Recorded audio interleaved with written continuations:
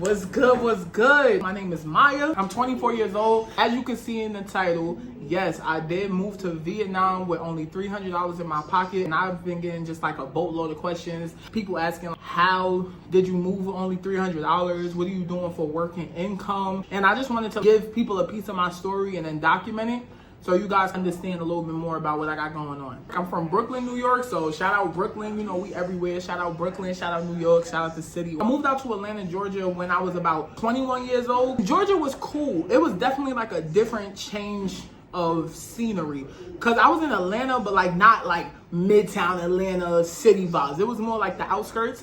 And it was cool. Like, if you live in New York, or even if you don't, you watch movies, you know that New York is hustle and bustle all the time. And Georgia is real slow, it's real easy. It was different, it was nice. And I like Georgia because it was cheaper, but as I really started to like get into my adult era, and I realized Georgia was expensive. I was working all the time. It was taking a huge toll on me. I had 3 jobs, working 7 days a week. And sometimes I went from one job to go to the next job. It was just a lot. I was working at PetSmart as a groomer, vet tech, and I was also working as an overnight dog daycare attendant.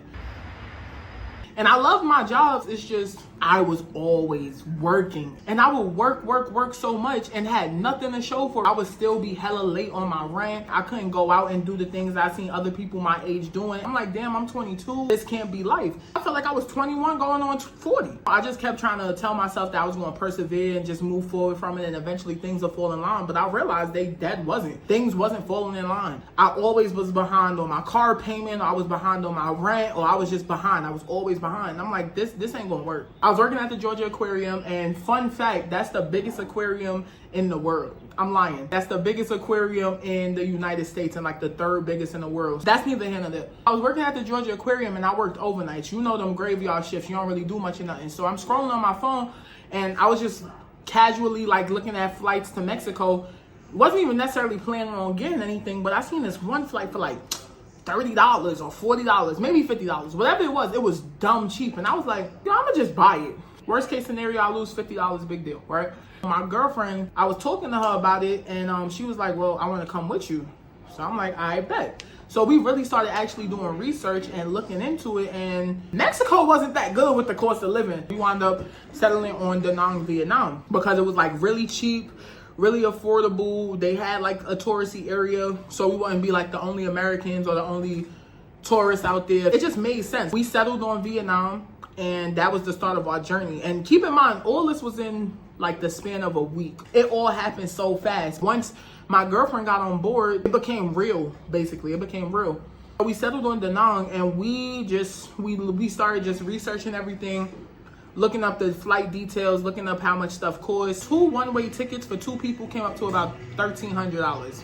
I think the visas was about $200. I would say to actually get there, we probably had to spend like $2,000, but we started grinding. So my girl, she was doing hair. I remember one time she had like 5 clients back to back. And me, I would do like dog bathing, dog sitting, just trying to find different ways to make cash too. Once we got enough money for the plane ticket, we got the plane ticket. Then once we got the money for the Airbnb, we bought the B&B. After we got the money for the visas, we bought the visas. After everything was said and done, we had like $600 in spending money, and we felt good. We knew we could figure it out from then. And then we had issues with our visa. Our visa wasn't coming at the time that it needed to come, and it wasn't going to be there before our flight. And in order to even get on the plane, you have to have your visa. So we literally had to change the flights. That cost like $200. We had to expedite our visas, which probably cost like another $50 to $100. That $600 went down to $300 real quick. That's just what we had to work with. Everything fell into place, and we was able to align our flights with our visas, and everything came on time. So, you know, it was a blessing, but it left us $300 down, which was rough. The travel itself was actually really nice. Getting there was not a problem at all. Everything was cool. We got to try some international foods. I was knocked out. If the flight was 13 hours, I would sleep for like 10. It was a vibe. Like, it was honestly really nice, and it was really cool. Grab is like their version of Ubers, and we called a Grab back to our Airbnb. That B&B was so small. It was airtight. Like it was so tiny. It was just enough for 2 people. It was no counter space. It was mad little, but it was cool because it was ours and it was a decent size for us. We made it to Vietnam. This was about 2 months ago, and now we're in Thailand, and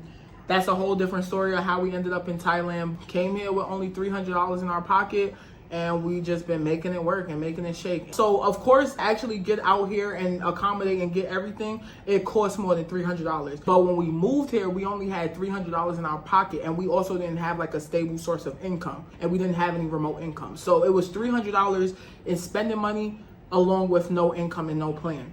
But like I said, we've been traveling for the last 3 months and we've been fine. And of course, we're not still living off of that same $300. With your phone and a laptop, you can make money, like, I'm not gonna say easily, but it's a lot more accessible than it's ever been. That's exactly, you know, just how we navigated and started to figure things out. But yeah, so now we're in Thailand and we definitely plan to travel some more, explore different countries and different areas and stuff like that. But just wanted to start y'all off with a little bit into our life. Appreciate y'all watching. Peace.